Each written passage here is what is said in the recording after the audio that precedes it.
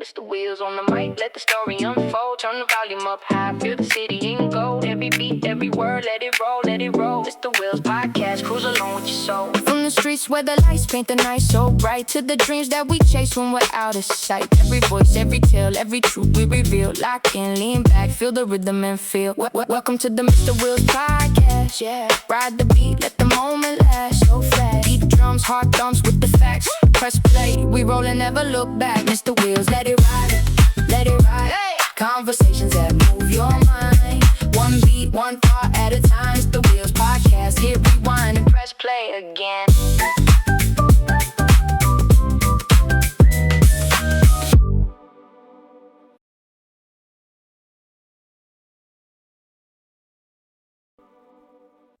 Hey, welcome to Mr. Wheels podcast show. Today we're shining a spotlight on a project that pretty much blends together with creativity, community inclusion, and advocacy into one colorful powerhouse type of thing.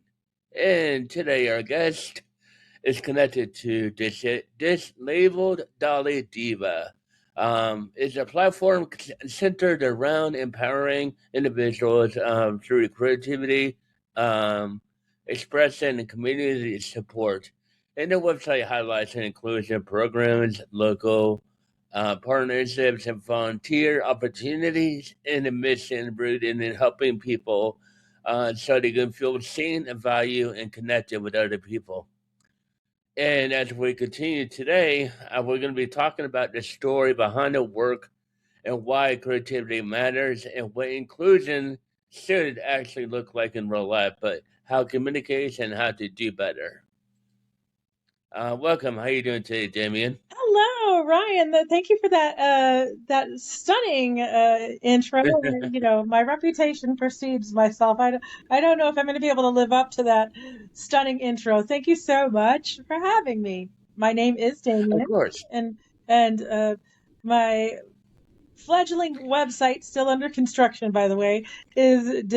dislabeled That's also my YouTube channel, Dislabeled Dolly Diva, and I can go into why it's called that in just a moment. But yes, thank you so much for that intro.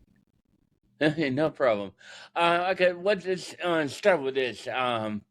For the people who are just discovering disabled Dolly Diva, how would you describe it basically in your own little words? Yeah, and I think I'm going to do a little talk about how I came up with the sort of brand, and it's Dislabeled Dolly Diva, because I really do feel that disability is not the problem. It's the way society labels people with disabilities incorrectly most of the time. And we're dealing with a lot of stereotypes and labels that we never came up with for ourselves.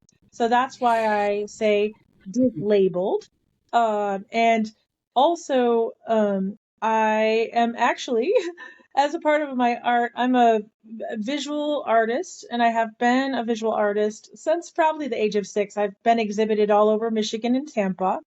I do, and that's always been a part of I showcase disability rights through art, and that's partly why I have the website now.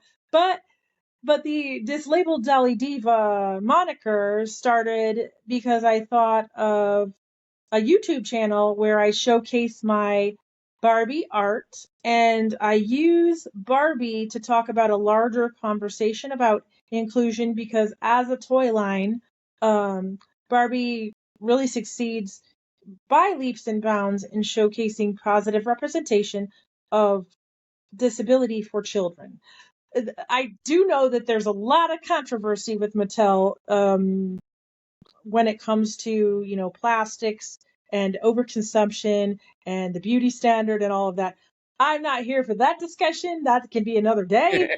But I just really think that they put, a real world example in a child's hands, and you can use Barbie, and I have before, as a teaching tool.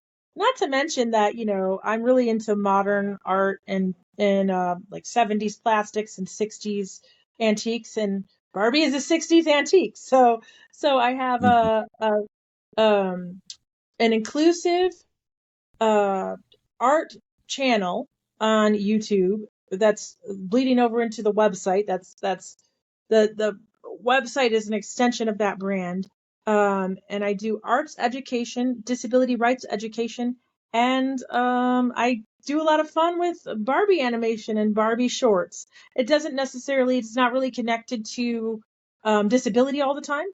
But I do these things on the YouTube channel, specifically DislabeledDollyDiva.com.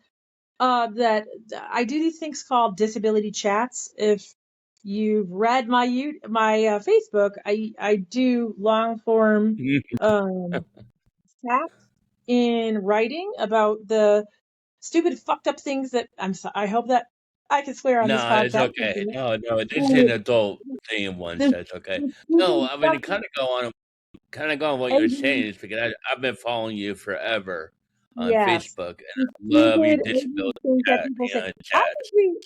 I think we should get into how we met, but like the stupid ableist things that people say to me on a almost daily basis, and the bigoted ableist things that people say. And if people don't know what ableism is, it's actually it denotes bigotry, specifically having to do with people's disabilities, either physical, invisible, or perceived disability. If you think Mhm. someone has a disability and you're wrong about that, but you're discriminatory against someone because you think they do, that's Exactly. still a form of Exactly. ableism. Uh, uh, that's still a form of ableism. So ableism, I find that a lot of people do not understand the definition of it. They don't understand how they may engage in it. They don't understand, I mean, I know your audience is smart, otherwise they wouldn't be watching. Maybe more educated than I think they are in terms of defining what ableism is, how people engage in it, and the different forms of ableism that can impact both disabled people and non-disabled people alike. So one of the things that I do on my YouTube channel and on my personal Facebook is kind of just go through what may happen to me, um, as far as the ableism is concerned in society, and I advocate for myself and others in that regard. And I think Barbie art is an accessible way to do that. So that's why I have the YouTube channel, Dislabeled Dolly Diva, and because I'm into dolls and I'm a diva and I'm a doll myself. So hey, but anyway, and I really do think that it's kind of like people are like, what does that mean? But I don't know. I hope I've explained it properly. No, I Um, mean you definitely have. Can we go on? When you decided to do this, how long ago did you start doing it, and what do you hope that this will accomplish regarding to your advocacy on your part? Do you specifically reaching out to the other disabled people, or more on lines of able-bodied people? Well, I think I just want to reach out to the community at large, whether it be disabled people or non-disabled people, or people that are just, they want to learn about advocacy. Because if people don't know this, disability is the only marginalized or minority group that anyone could join at any time. So I always say that just people in general, disability is a part of life. And we can go into the fact that people don't want to really look at that, and uh, another time. But disability is a normal part of life. Disability is a part of living. If you live long enough, you are going to become disabled. You are going to get older and have physical or mental malady that you're going to need services for. So everyone that's living on the planet should be concerned about disability rights.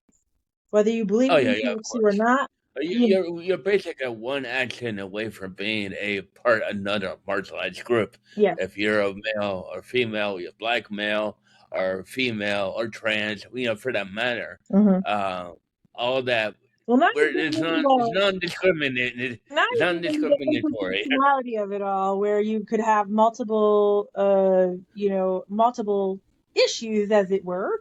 And I believe that disability is society's issue. It's not the disabled person's issue. Society, Yeah, it's the way they respond to disability. Disability is not the problem. It's the way we're right. responded to. And may I say this, and I don't think this is touched on enough. We here in America, as much as you, I'm not a big fan of America right now at this present moment.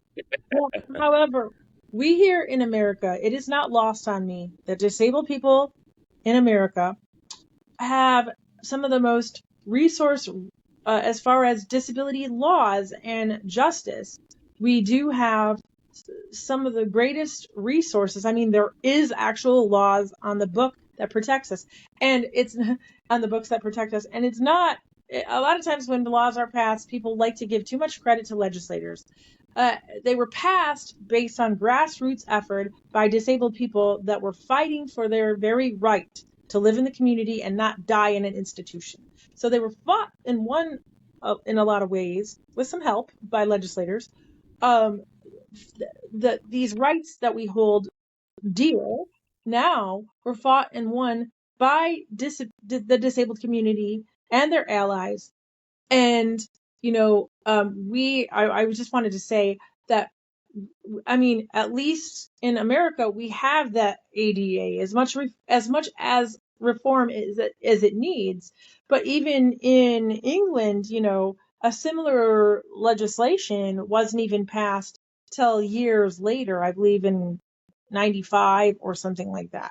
So, I mean, Yeah, I think it was 95 or 96 is when they came out yeah, with their own version of it. there's really nothing like the ADA, and it was much needed, and it needs reforms, definitely. It doesn't, Yeah, see, that was my next question. I mean, today's ADA is not like it was back in 1990s at Mhm, all. mhm, They don't have the power. This is my opinion, of course, but there are parts of it because I think you can correct me if I'm wrong. I personally believe, especially more conservative states, are mhm. trying to uh, divert from the ADA protections. Hence, we get into the 504C type of thing. Yes, and that brings us to our next point about I have to continually keep educated on the Section 504 and the lawsuit, because we live in Florida. So I want to discuss Florida specifically. I do not know. I'm not educated, and may I say I am not a legal professional or a lawyer or anything in regards to that. However, I have been educating myself, and I'm really kind of upset that I have to keep educating myself on disability law, because it should just be, you'd think something that's passed 35 years ago would just stay and improve and not try to be repealed and get worse. But I want to be clear. I think that if we're going to talk about this, we need to talk about it correctly. I think that people don't understand that they don't want to take away Section 504 in the state of Florida. There's 8 other lawsuits because Indiana just dropped, or I'm sorry, there's 8 other states involved, but there's 7 other states because Indiana just dropped out of the lawsuit. It is in the, I forgot what, I just educated myself via Alexa, but I, uh, it's in the argument phase where each state is presenting their arguments, and then the judge is going to take a look at reforming Section 504 according to what each state wants, and they're going to make a decision, um, not with a full trial, but with a bench decision. um, it could be as early as July 7th. It will probably be later than that because the decision will come down, and then the reforms, if there are any, will take place. These reforms are not going to be good. What they want to do, and make no mistake about it, I think people talk about it wrongly. They don't want to take away the entirety of the 504. It was emboldened and reformed in 2024. What the states involved in the lawsuit would like to do, and it's not enacted yet because it's still going through the court system. But what they would like to do is repeal some of the reforms made in 2024 to Section 504 when it comes to community care and ability to access care through community services. So, however, I don't really know what that means at the end of the day for disabled people, but it doesn't sound good. So, if these reforms go through, there will still be a Section 504. It's just going to look a bit different, particularly among the population of disabled people that receive services, medical services at home, I believe. I believe that's the interpretation. Section 504 also governs some educational settings and mandates that children be educated in their home school when possible in the least restrictive environment.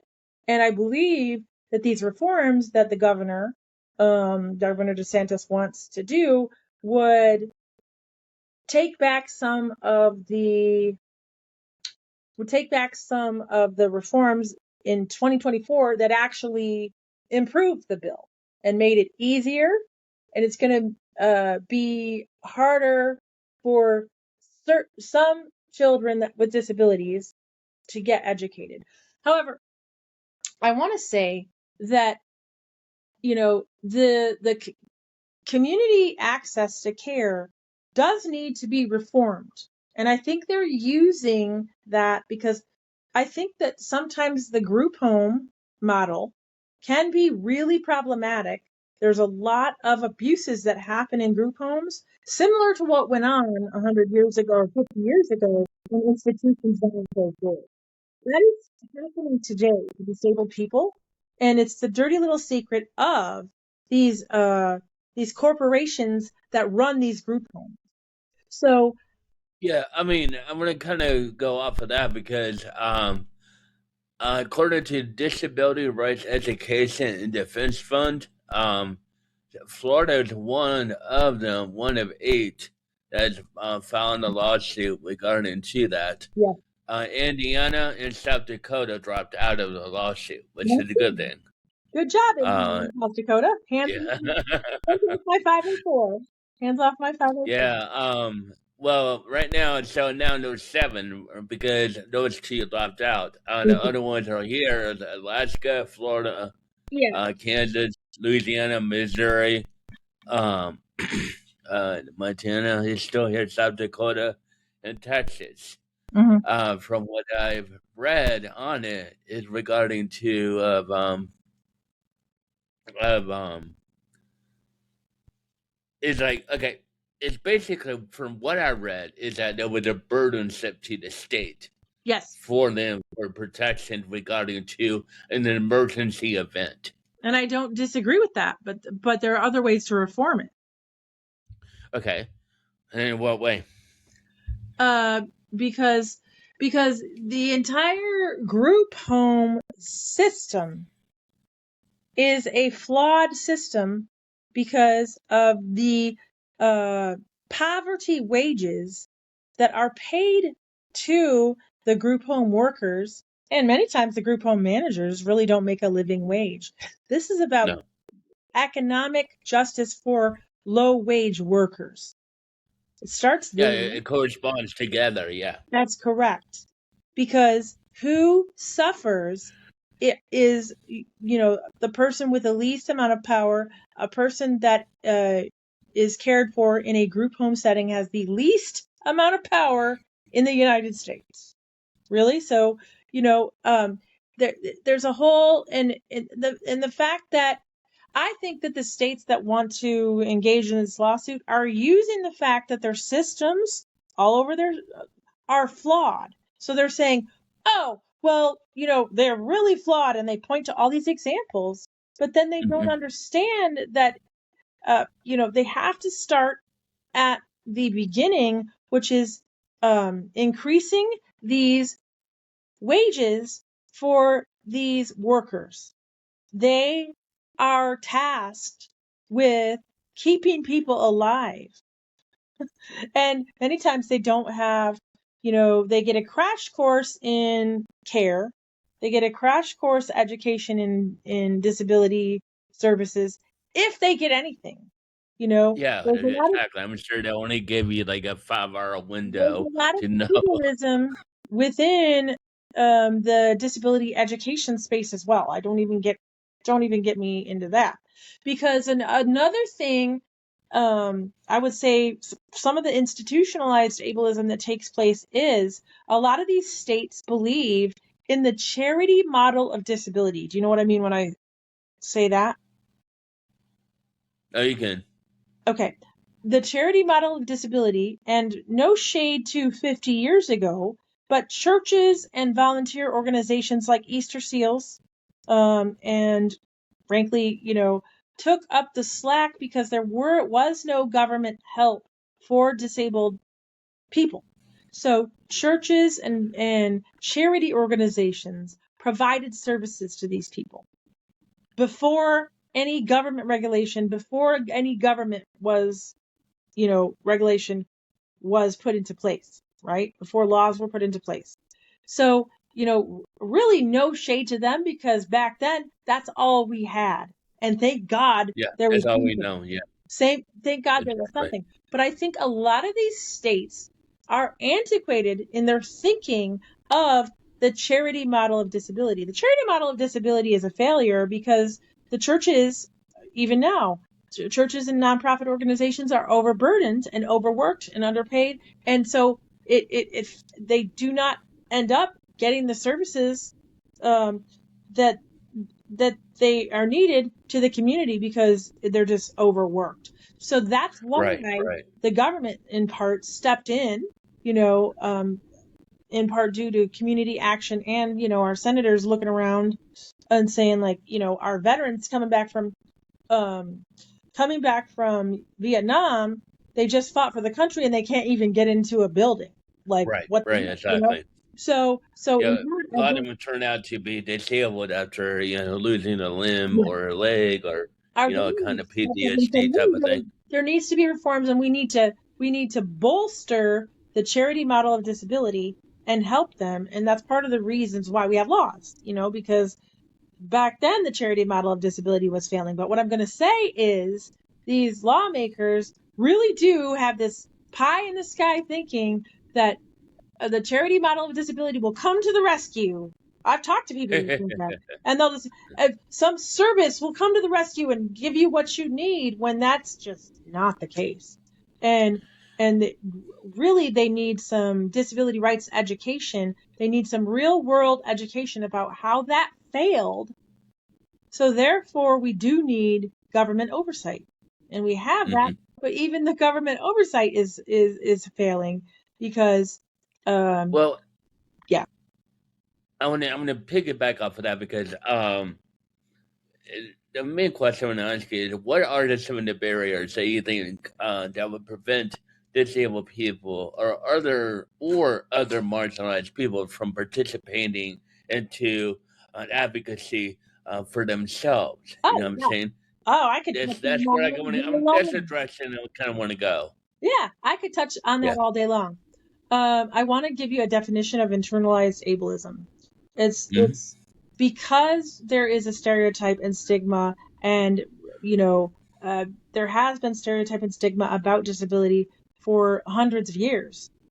um, there's feelings about it that inevitably, as much as you want to avoid it as a disabled person, and as much as you might say, like, I don't really feel that way, I don't feel like bad about myself or anything like that, I don't know what you're talking about, we absorb the negativity towards disability. We personally absorb the negativity. We absorb the bullshit that people say and think about us, and we absorb the out and out bigotry that is put forth Yeah. in regards to disability.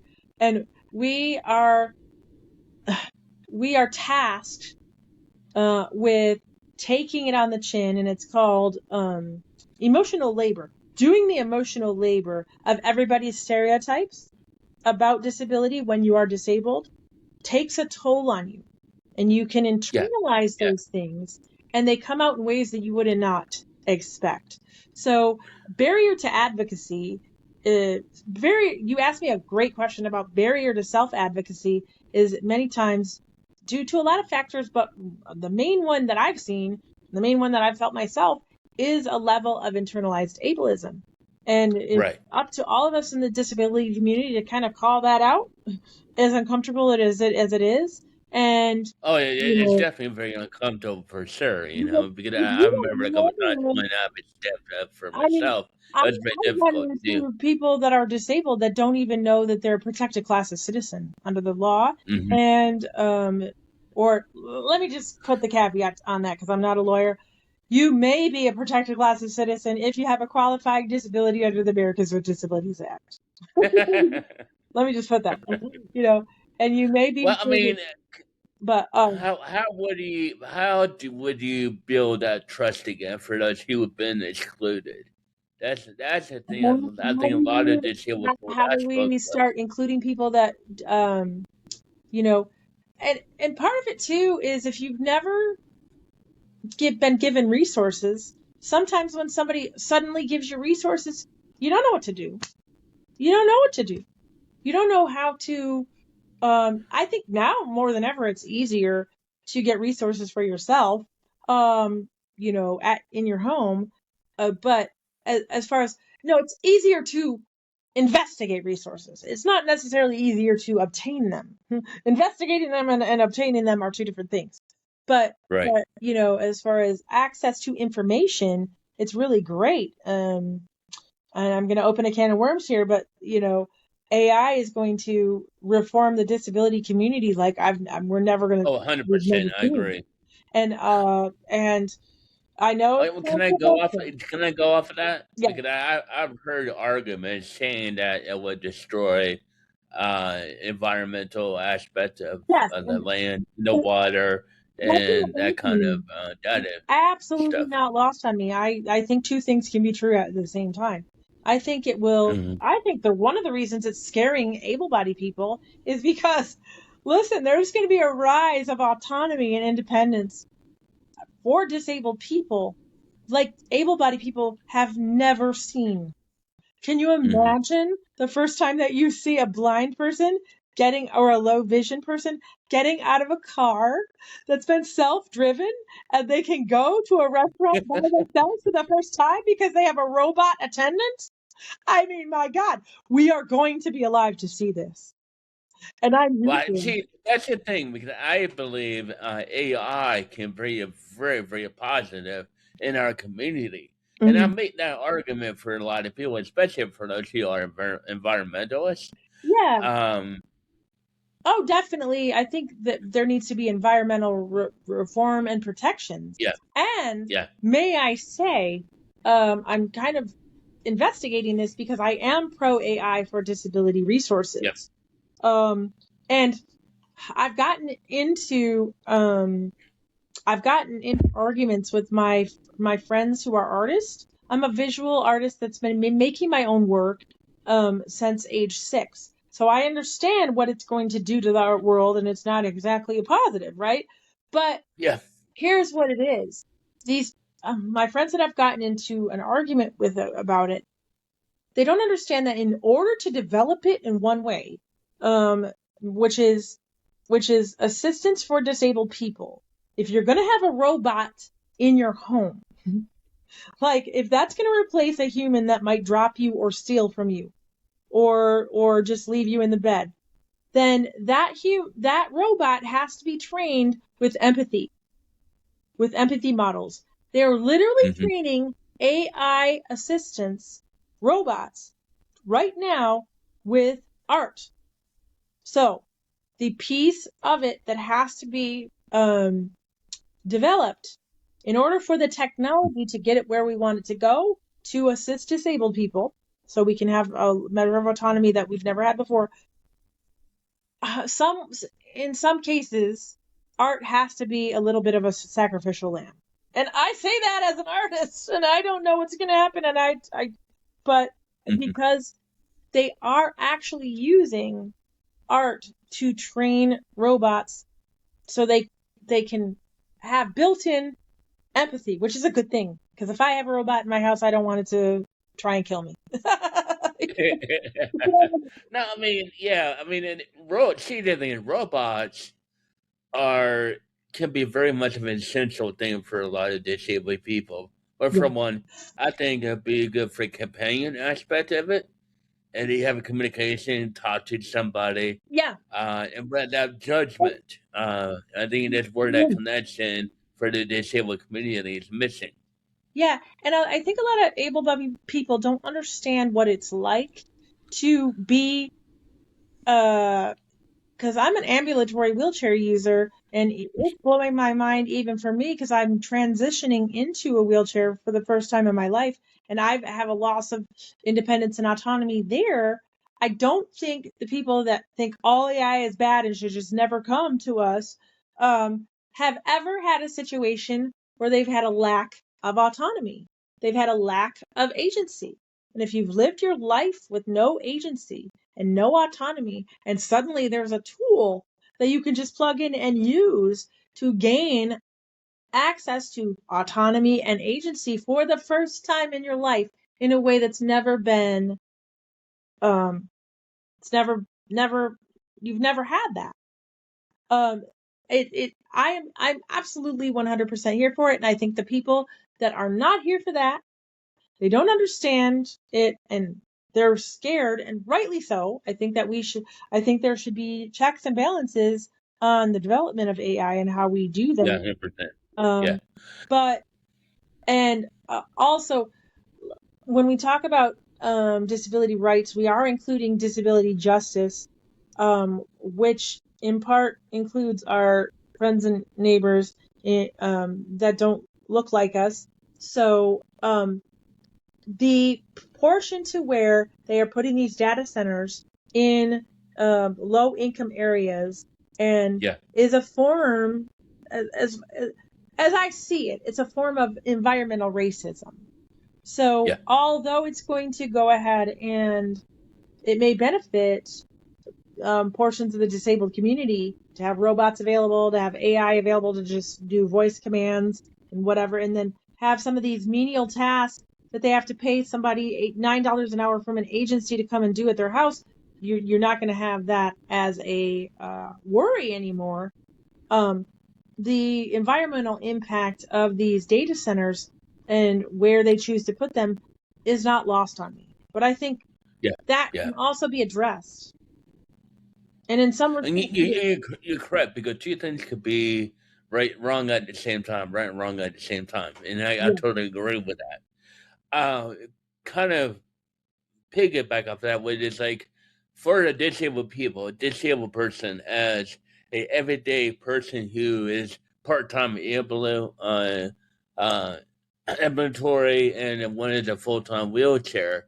How can we tell the disabled person not to be afraid of AI, especially if it's regarding to identity for who they are? Because a lot of them rely on external things, yeah. and how can we not be afraid of that kind of technology, especially if it's Well, related to when robots car or was something? invented and people died because of car accidents, people died in horse and buggy accidents too.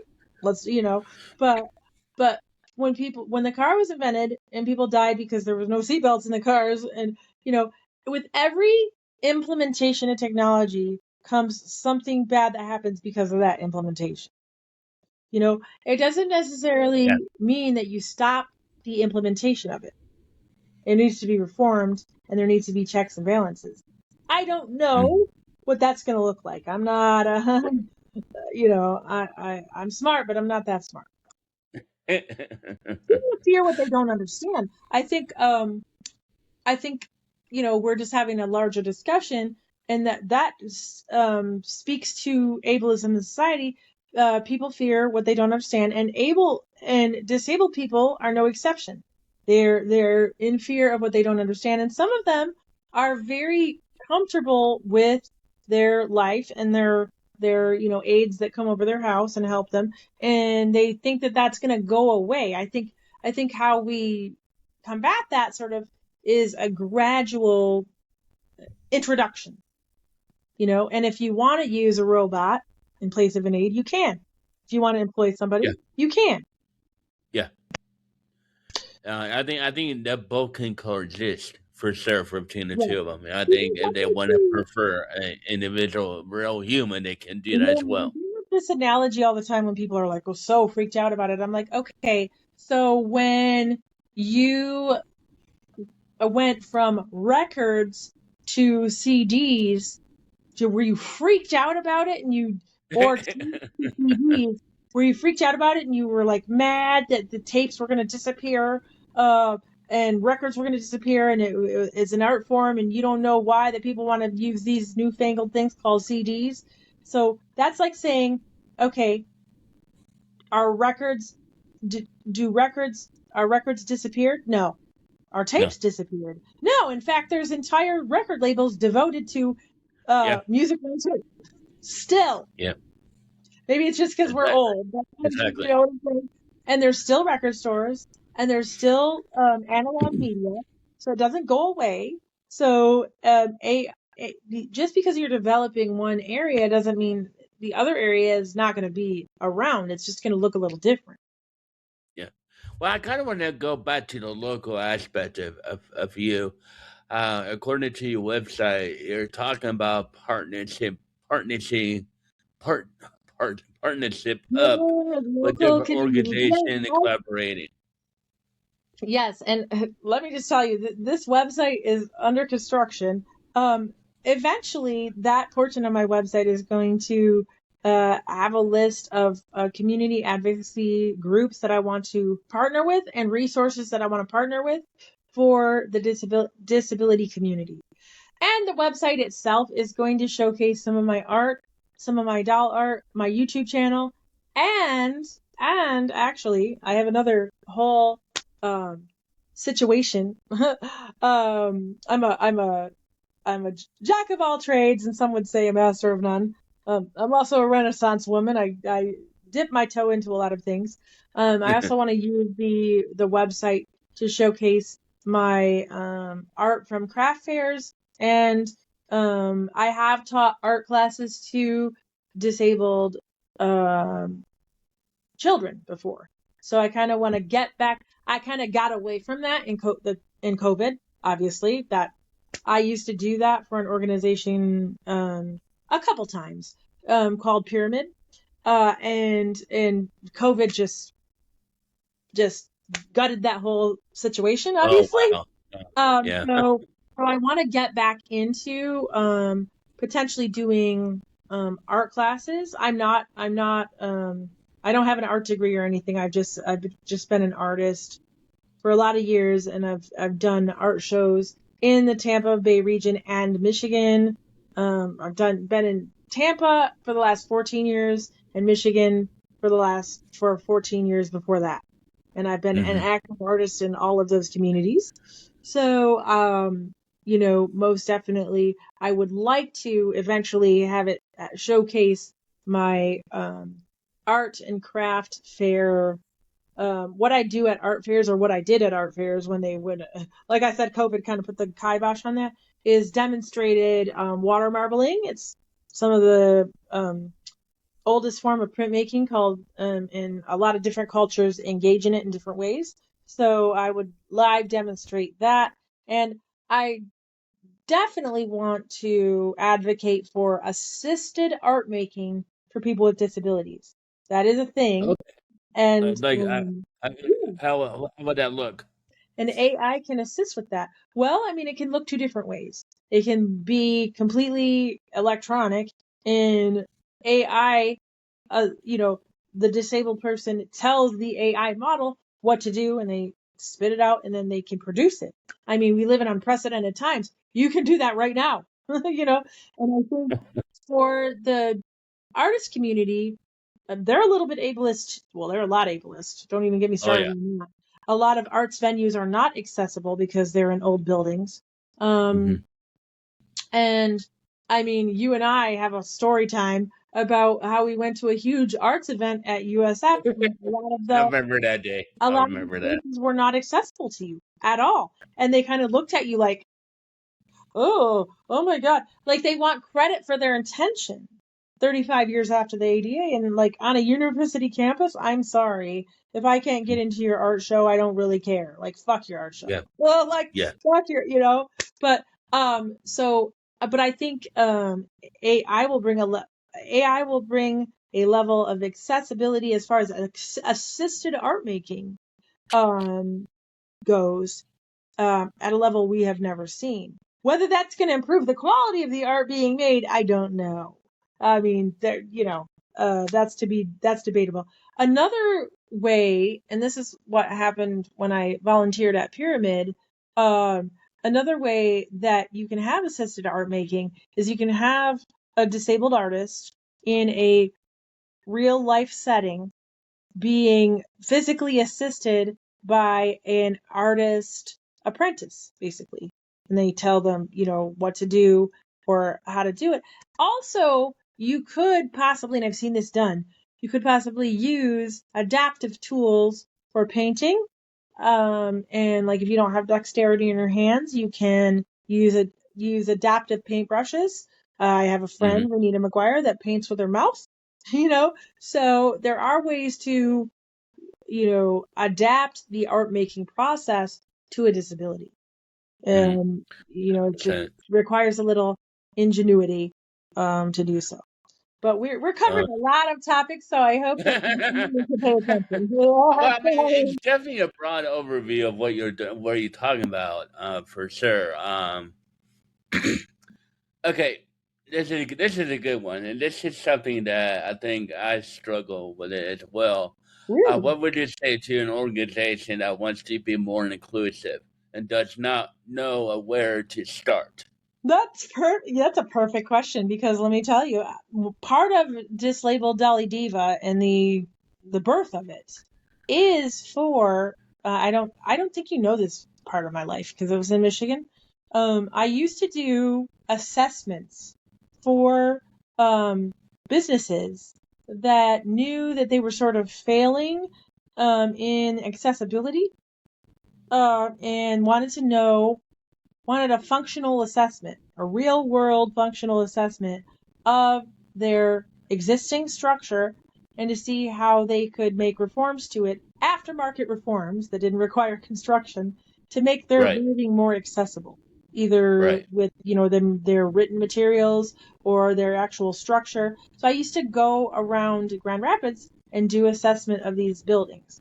So that's one aspect of my business that I want to kind of get, and I kind of have to do it remotely. And I think what's so amazing about technology is now I could do, whereas before I had to go to the physical building, and maybe I'll do some part of that, but now you can sort of do a remote walkthrough, and I could Yeah, then yeah. be a consultant and write up a report, you know, What and kind then of going off of that? Because I have a friend of mine, who has a friend that works in and lives in Arizona, and he got hired. He's a wheelchair user like me, and he got hired by University of Arizona. mhm, ASU.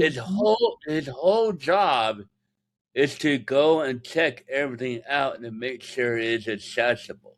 He's a And that was diversity. his whole job to do for University of Arizona. Yeah, they want to get rid of DEI because they don't understand that they've benefited from DEI. The people that want to get rid Yeah, of it, they benefit from DEI every day. They just don't know how they yeah, do. They don't know how they do. But I'm surprised that the ASU is still committed to DEI and still committed to inclusion. That's really great. yeah, yeah. Of course, I know. Um, let's see here. We're going to do. Okay, And let you me get feel like into this when part. Okay. I talk about my mission, when I talk about who I am, I haven't been looking at the camera, so I do apologize. No, no, it's okay. It's okay. You do have an option on there for volunteers. How I'm would going to. a volunteer reach out to you? Yeah, What they can do, that I'm kind of thing. going to. I am a community connector. I don't have any accolades behind my name. I have a associate's degree, pretty much. Um, but I've been a community connector my whole life. I'm your go-to girly. I'm your go-to dislabeled Dolly Diva. And in the words of someone from back in the day. If there is a problem, I'll solve it. Check out the disability advocacy. Well, my DJ revolves it, right? That's what I've just always been people because I've navigated systems my whole life. How can I put this? Because I've navigated systems formally and informally my whole life. I kind of just know what to kind of do. I don't necessarily have the right answer all the time. And I might be completely wrong, but I will help you along the process. So eventually Right. I'm going to have like my own hotline in just sort of helping people because I really do think there's a problem in society today with being so isolated after COVID, where people have, it's called executive function, where you can be told, hey, go to this organization. But I literally have people say, like, what do I say to them? How do I fill out this paperwork? You can tell people to go to places, but if you don't have the executive function to then carry out the request, then you don't get Mm-hmm. resources. I talk to people all day long that just don't the process to get help is overwhelming. So I want to kind of put a different spin on obtaining help. Obtaining help, by the way, is not special treatment. It's Yep. just Yeah. obtaining Yeah. resources is not charity. It's not special treatment. It's the smart thing to do. Mm-hmm. 100%. So, and you deserve, especially if you're disabled, to know what's out there in your community. And I want to be a resource for that, Right. just to know Right. what's out there in your community. And hey, those resources may not work for you, but there's no harm in putting it out there that you may need some resources. So I want to advocate for the disabled community through art, through art. Mm-hmm. And I'm finally going to put all of the things that I've always done in one spot with an 800 number eventually. Yeah. What would okay if you were to get a volunteer to come in? What do you want Cool. them to understand before Yay. they were able to work with any person who's disabled or marginalized communities? Cool. Okay. Well, I can't speak for, marginalized communities of color because I'm white, but but I am a woman. So I can't speak for, how they would like to be spoken about. However, I can speak since I do know the pain of bigotry when it comes to being disabled or having a difference. Um, I will say the number one thing that people do not get about assisting disabled people or volunteering for organizations that help disabled people, asking how you can help is helping. It's Thank respecting the you. person's autonomy. Asking Yeah. is helping. You don't just go in and Consent. pound. Consent. Basically, it boils down to consent of the So recipient if of the a help. volunteer that was newly volunteering at an organization wanted my first piece of advice, if they are going to assist disabled people, ask how you can assist. And then if the person says no, I mean, unless, now there's a caveat to that, unless you Mm-hmm. see the person in mental or physical distress to the point of harming themselves or someone else. Obviously, you don't have time to, hey, would you like me to take that knife away from you? you know, let's not be silly here. Within Yeah. reason, yes, I do want you to step in and help if there's an acute need. But Yeah. Like for where instance, where like someone is a going to harm culture. themselves or someone else. Sometimes the Um, culture could be developed based on like the savior centered. Like Yes, the I'm savior here to complex. save Oh, you. that's a whole different pass for a different day, let me tell you. But yeah, the number one thing that I would like people to, our allies to know that want to volunteer with the disabled population is asking is helping. Also, listening to, and this is important, listening to, not only listening, because people listen and they don't comply, compliance with the disabled person's needs, again, within reason. If a person that happens to have schizophrenia says, hey, you're going to sit there while I ingest all these drugs, I'm going to sit there and have a mental health breakdown and you can't do anything about it because I told you no. That's not what I'm talking about. That's not what I'm talking about. I'm talking about everyday disabled people, and you want to help, you want to be an ally, but a true ally listens to the person that they're trying to help and attempts to comply. And if you don't know how to comply, admit that you don't know what you're doing. that's another thing. I just went through at Starbucks, actually. I know this is pretty random. I've noticed on TikTok and YouTube channels that people have cameras around. They record themselves to do something what is good for the community. Always having on video. Yes, What? because I think that's monetizable now. I think people can make money off of that, and Yeah, but I think my mental question is able. more: what inclusion look like without no cameras around?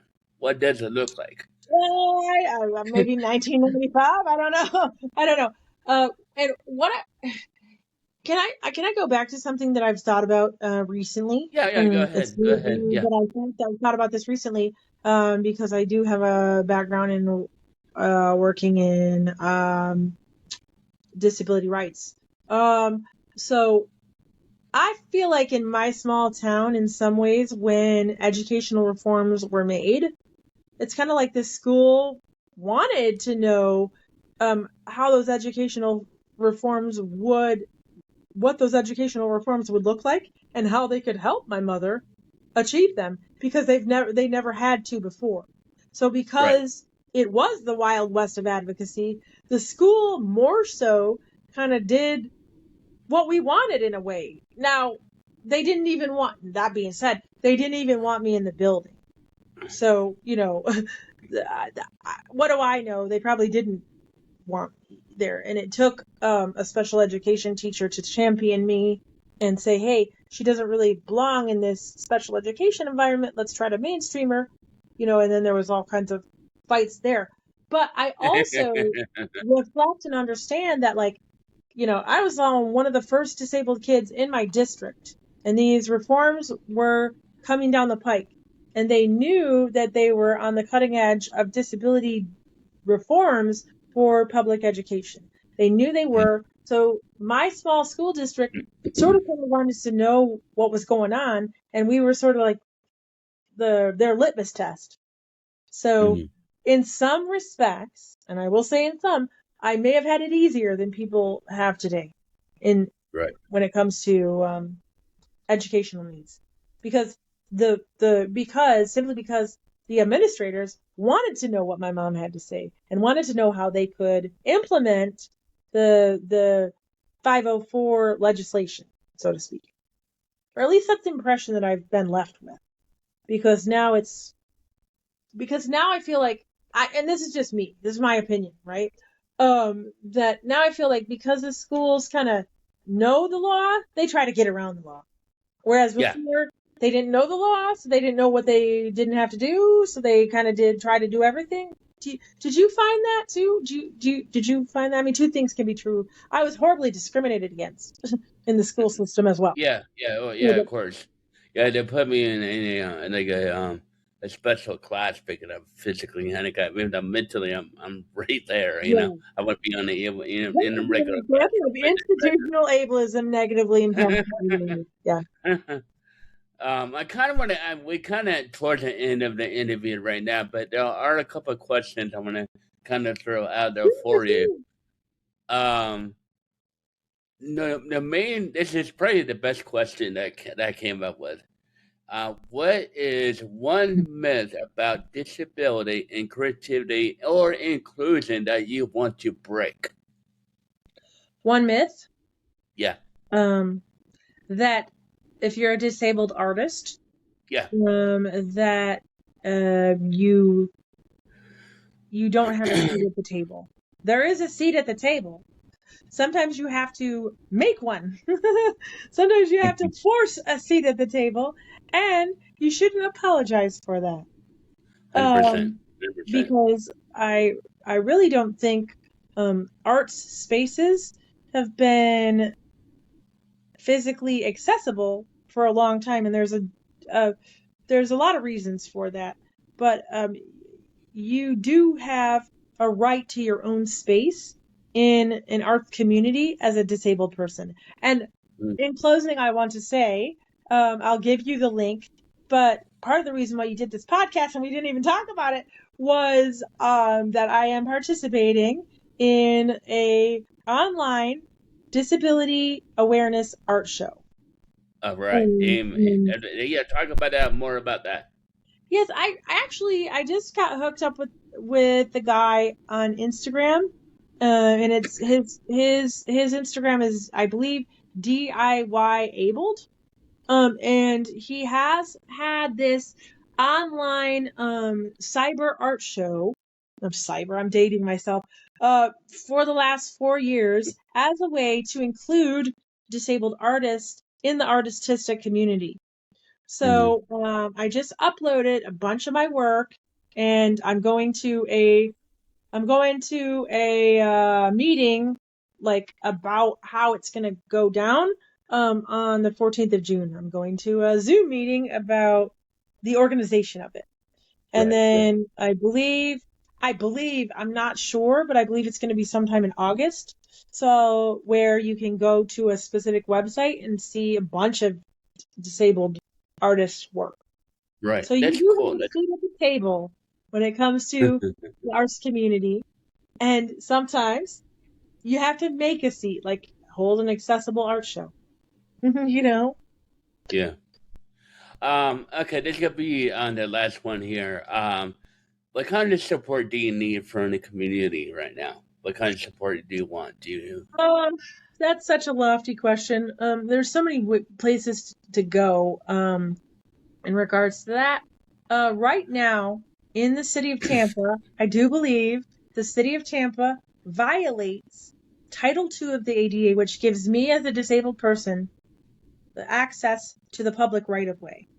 If you go in any neighborhood in Tampa, I don't care where it is. I don't care if it's Hyde Park or Seminole Heights. I don't care. I don't care where it is. If you go, and I think you'll back me up on this, if you go in any neighborhood in Tampa, the sidewalks and the roadway is damaged, broken, non-existent. We have this wonderful bus system with kneeling buses and all kinds of, we have a lot of, training when it comes to this bus staff uh, knowing how to get a person in a mobility device on the bus and get them to their next location. But many times that next location is not even accessible enough to to use the bus system in your wheelchair, because you are not guaranteed that the stop they let you off at is going to be accessible. So I have an initiative that I'm going to start, and this is part of the reason for the website as well. There's going to be so many uh, parts to it eventually. And I want to start with Ybor City simply because it's a historic district, and it does not have to. It's exempt from Exactly. the Exactly. ADA. And I understand historic aesthetic. I love and have supported historic districts because I'm a music lover and an arts lover my whole life. I understand those business owners needs to be supported, which in the city of Tampa, they do not support businesses in Ybor. If you go there during the day, it's empty. So, Hmm. that's another discussion. But I supported Ybor for years, and I want to start a fledgling movement to make historic districts accessible without giving up their historic charm. I Hmm. understand the need to have historic charm. Uh, and, I owned a mid-century modern art and design business with my ex-husband for 14 years in some respects. So I understand old world aesthetic in a way that other people might not. But your aesthetics, Ybor, should not come at the cost of my access. my civil right to access the public right of way. And they have failed at every turn. And may I say, the public right of way, my access to it, it's not just about me. Disabled access to the public right of way extends to when you break your ankle. You want that curb cut to be there. You want that sidewalk to be smooth and walkable. You don't want to feel like if you got off the sidewalk, you're going to fall in the street and die. And that's what Yeah. I feel like most of the time when I'm on the sidewalk to Yeah. Papa. If you don't know, I don't know what it is, but they just really don't maintain the public right of way No, anywhere, they don't. They don't. anywhere, and they think they Um. yeah. So that's So part of why I want to start an initiative, and I do have some merch in regards to that called Make Ybor Accessible, Access for All, and it's a pretty cool pink and black T-shirt. And it's it's interesting because if you make everything accessible, all people benefit. yeah, You know, that's the thing that people don't realize. Yeah, it's it might be accessibility for expensive all. to do it, but it benefit everybody. And It's I'm not just just realizing that anybody. my video is really dark. So I Yeah. do apologize because it's getting dark out. But so anyway, yeah, I'm really appreciative of this talk that we've had. And thank you so much. And I will send you Yeah. all of my links. And Please do. hey, Yeah. All right. Well, just want to say thank you for joining us for the Mr. Wheels podcast right now. Just want to say thank you to Damien. She's been a wonderful guest. I really appreciate it. And until next time, keep rolling forward and keep making spaces and never let anybody else label become the final draft of your story. that's So, right. all right. Thank you.